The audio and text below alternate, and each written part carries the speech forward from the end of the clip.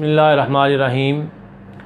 मैंने आप लोगों को बताया कि मेरी इससे पहली वीडियो डिलीट कर दी गई है यूट्यूब की तरफ से, तो वल्लाहु आलम उसके क्या असबाब हैं। किसी दोस्त ने बताया है कि उन्होंने कुछ ऐसे फ़िल्टर्स लगाए हैं कि जो लोग पूरी दुनिया में अंधाधुंध गलत मालूमात अपलोड कर रहे हैं उनसे बचने के लिए।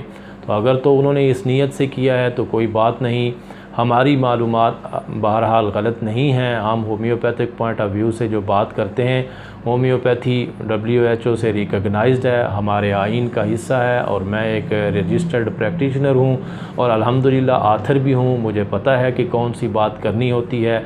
मैं जो बात करता हूँ प्रिंसिपल बेस्ड और विद रेफरेंस करता हूँ, अपने ज़ाती जो प्रैक्टिकल मुशाहिदे हैं उनके हवाले से बात करता हूँ।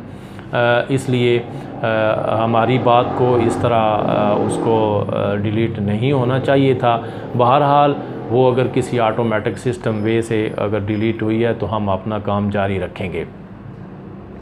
तो अब जो चीज़ें जो अपडेट है मौजूदा सूरत हाल, उसके बारे में कुछ चीज़ें मैं आपके साथ शेयर करना चाहता हूँ। सबसे पहले तो मैंने आपको बताया था कि जो सबसे पहला एक ऑथेंटिक काम हमारे सामने आया वो डॉक्टर राजन सनकरन का था। उन्होंने ईरान से कोई 40-50 एक्चुअल केसेस स्टडी किए और उनके ऊपर कैम्फर दवा तजवीज़ की, जिसके बहुत अच्छे नताइज भी आए। लेकिन उसके बाद जॉर्ज विथाल्कस ने उसको रिजेक्ट किया। फिर सनकरन की एक तफसीली उनका जवाब आया जिसमें उन्होंने इसके बहुत से पहलुओं का ज़िक्र किया और बहुत से नुकात पर रोशनी डाली जो एक एक करके अब हमारे सामने आ रहे हैं। तो जो चीज़ें अब मेरे सामने आई हैं वो मैं आपके साथ शेयर करना चाहता हूँ। एक तो उसमें ये कहा गया था कि ये ज़रूरी नहीं है कि सब लोगों की दवा कैम्फर हो, कोई और दवा भी हो सकती है, आर्सेनिक भी हो सकती है या कोई और दवा भी हो सकती है। और ये भी हो सकता है कि कुछ ऐसे मरीज़ हों जो अपनी ही जो उनकी मिजाजी दवा है जिससे वो पहले ठीक हो रहे हैं या हो चुके थे, उनके कुछ पहले मसाइल, वो उस दवा से ठीक हों। तो इस हवाले से जो अब बातें सामने आई हैं, एक तो ये है कि ये सारे के सारे केस एक तरह के नहीं हैं। ये आप अच्छी तरह समझ लें कि तमाम केसेस कतन एक तरह के नहीं हैं। कुछ केसेस ऐसे हैं जिनमें सडन कोलैप्स की बात सामने आ रही है। बहुत तेज़ी के साथ मरीज़ सिंक डाउन होता है, उसका BP लो होता है, जिस्म ठंडा होता है और फिर स्पाज़मोडिक अरेस्ट ऑफ ब्रेथ, तशन्नजी किस्म की तनफ़्फ़ुस की बंदिश से तनफ़्फ़ुस की बंदिश से मौत वाक़ई होती है चंद घंटों में। तो ये इस स्पीड के साथ जो उसका BP लो होता है और जिस्म ठंडा यख हो जाता है और मौत वाक़ई होती है, वहाँ इस तरह के केसेस में कैम्फर दवा है और कैम्फर ही है। कैम्फर के अलावा किसी दवा का इस तरह के केस में फ़ायदा नहीं हो सकता।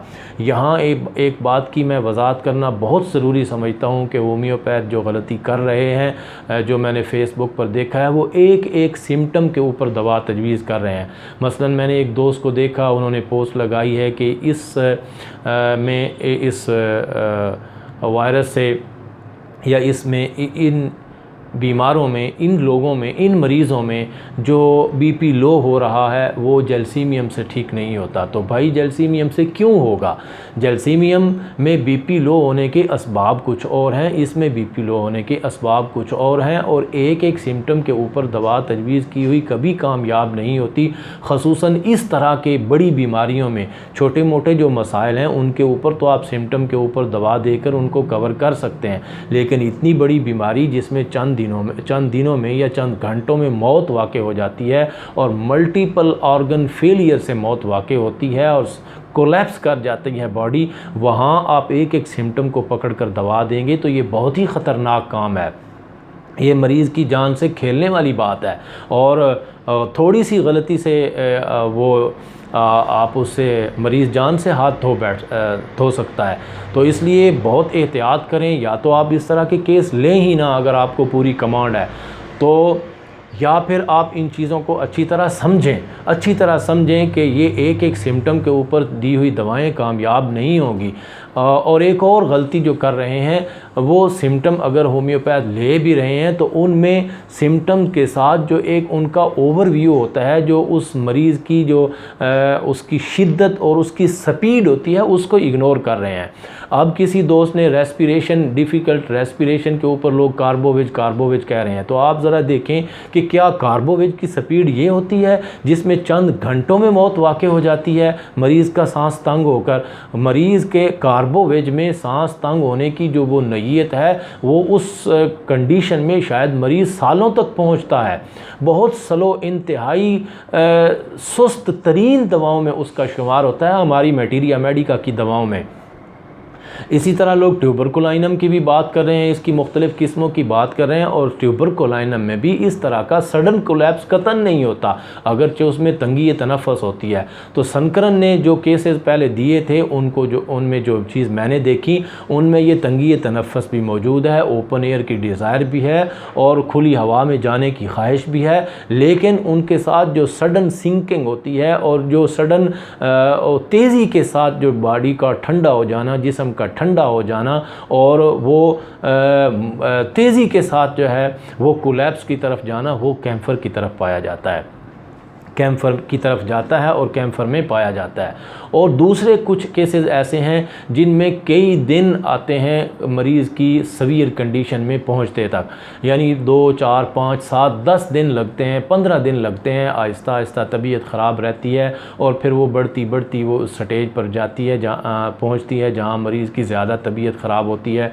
या वो ख़तरे की कंडीशन में पहुँचता है। तो यहाँ कैंसर नहीं होगी, यहाँ दूसरी दवाएँ होंगी, यहाँ आर्सेनिक भी हो सकती है, और हमारे यहाँ जो सबसे ऊपर दवा आ रही है वो ब्रायूनिया हो सकती है।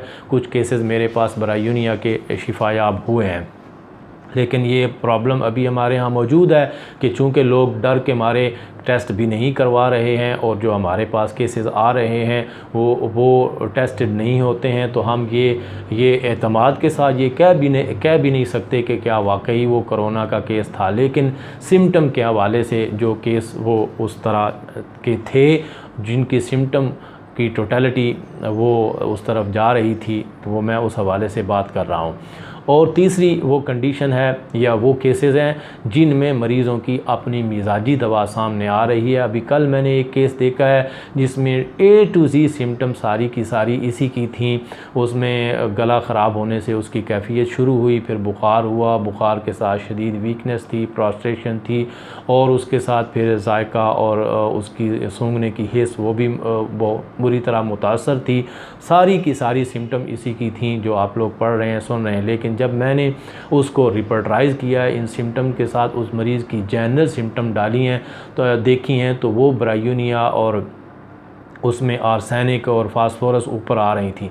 लेकिन इन दवाओं की अपनी करैक्टरिस्टिक उस मरीज़ के अंदर कतन मौजूद नहीं थी। तो फिर वो चूँकि वो मेरा पुराना मरीज़ था और उसका एक क्रॉनिक बहुत ही पेचीदा मसला मेरे पास पहले शिफायाब हो चुका था, ठीक हो चुका था, तो अब मैंने उसको उसी की कॉन्स्टिट्यूशनल दवा जो है वो दे दी है और उसके साथ उसको एहतियाती तदाबीर सारी बता दी हैं, ग़िज़ाई इंस्ट्रक्शन दे दी हैं। तो इसलिए ये एहतियात करें, एक एक सिम्टम के ऊपर कतन दवा तजवीज़ ना करें, ये सारी चीज़ों को गौर से देखें। और सिम्टम के साथ ये जो एक एक सिम्टम आप देखते हैं, रेस्पिरेशन देखते हैं या आप बीपी लो होने की कैफियत देखते हैं या खांसी को देखते हैं, ये इन सिम्टम को देखते हैं, उसके साथ आप उस मरीज़ की मजमूई जिस्मानी और ज़हनी कैफियत भी देखें। और उसकी पेस को देखना बहुत ज़रूरी है कि किस स्पीड के साथ, किस पेस का वो केस है। अगर आप पेस को मिस कर जाएंगे तो आप रेमेडी मिस कर जाएंगे।